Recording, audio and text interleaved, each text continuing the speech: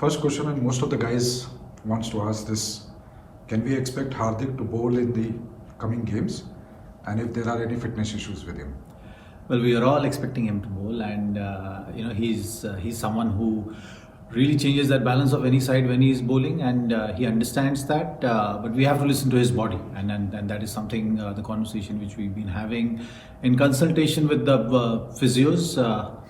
We are looking forward for him to bowl. He's very keen and really wanting to bowl. We just have to wait and be patient and listen to his body. Like I said earlier, it's end of the day for any bowlers. Injuries play a huge role.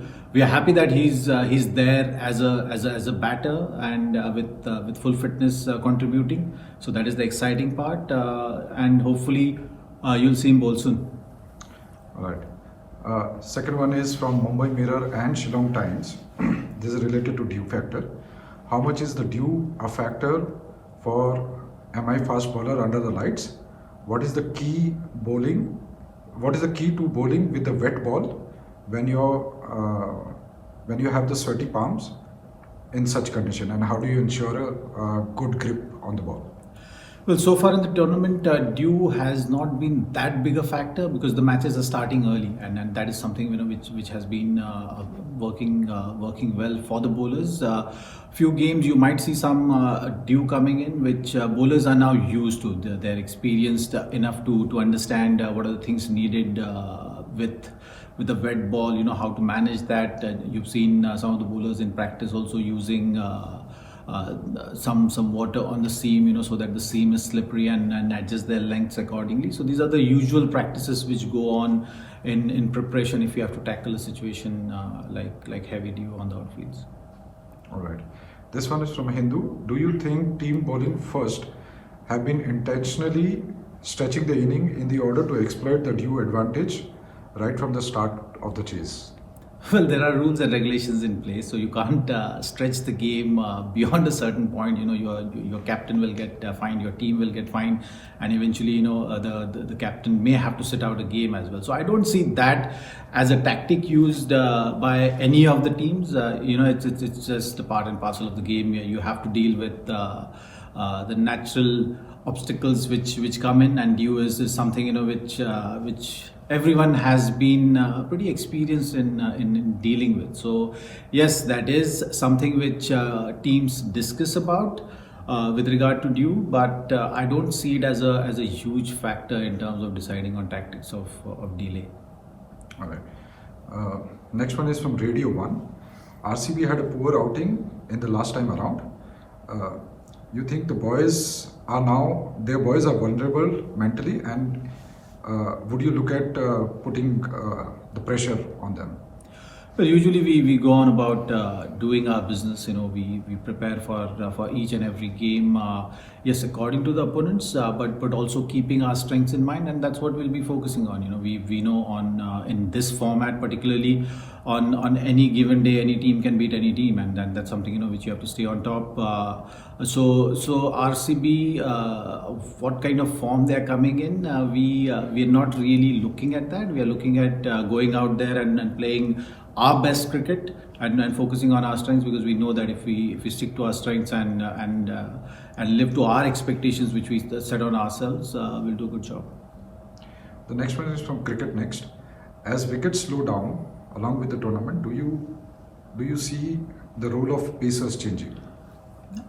I think we have a very experienced bunch of pacers, and that is something which is definitely going to work in our advantage. Not only with the bowling unit, but also I see all the overseas bowlers interacting with the Indian young talent, and that is something which is very heartening to see.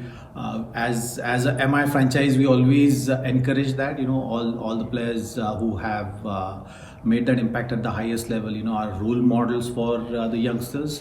And when we have young bunch of guys in the team, and you see those interactions where overseas and the Indian experienced players making that effort of having those communication and encouragement to the youth, it's always it always goes a long way for us in the season, and generally as a franchise moving forward. So that is something which we always seen and which we always encourage. The ANI and New Indian Express ask, MI pace bowling department has looked good, but the spinners have not been very impressive yet.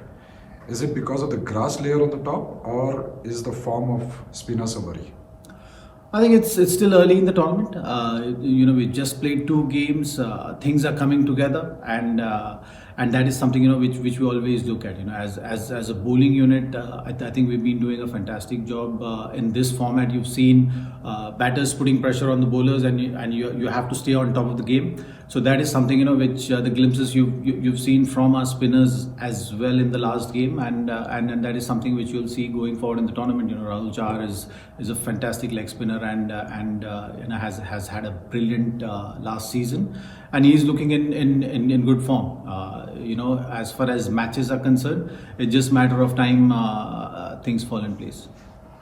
Okay, Crick Info ask, would you agree that the death bowling hasn't been tested yet? Which bowler are you looking to bowl along with Bumrah in the end, especially against RCB, as both Kohli and ABD are batting in the middle order now? Like I said, you have a lot of experience. When you look at someone like Bolt, who has played so much of international cricket, has played in so many different conditions. That experience matters a lot. He's a world-class bowler, and so is Pattinson. And Bumrah has been phenomenal in death overs, and really carries that weight of the back end of the innings on his shoulders. So that is something which always provides great strength to the bowling unit. As far as death bowling is concerned, I think we have a pretty good plans in place with regard to different opposition and different batters. It's about going out there and having that freedom of expression, which we really believe in. You have to go with the game, and you have to be proactive with regard to that. When you see the names which you are discussing, our job becomes easier, because we know that these guys, the experienced campaigner, has the ability to absorb that pressure in the middle and be proactive. This one comes from Times Now, and this is the last one. James Pattinson might not have featured in the playing 11 if Nathan Coulter-Nire was fit in the opening match. He has been brilliant in the first 2 matches. Is it a good headache to have when Nathan Coulter-Nire is fit? Absolutely, I think we've been having a lot of good headaches, and that's always a good sign. When the team is doing well. We have a squad of 24, and anyone is ready to be part of that playing 11 and waiting for that opportunity to be part of that playing 11. At the same time, enjoying each other's success. The playing 11 which is going out there and doing well for the team. So that is something which is always heartening to see as a franchise. The kind of efforts they put in preparation is always very encouraging and inspiring. So yes, those headaches are always going to be there, but as a management, you're always happy to face these kind of headaches.